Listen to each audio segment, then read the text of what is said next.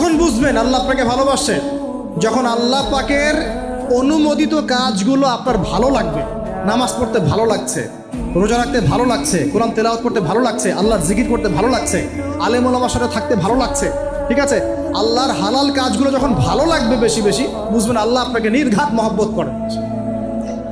আর যখন আল্লাহ পাকের নিষেধগুলো, হারাম, মদ আমার ভালো লাগে না, জেনা ভালো লাগে না, আমার খারাপ জিনিস দেখতে ভালো লাগে না, খারাপ শুনতে ভালো লাগে না, বুঝবেন আল্লাহ আপনাকে ভালোবাসে।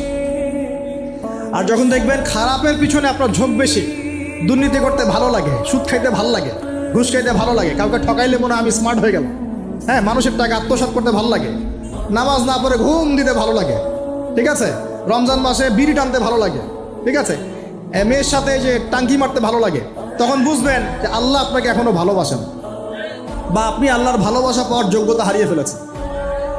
আল্লাহ পাক আমাদেরকে বোঝার তৌফিক দান করুন।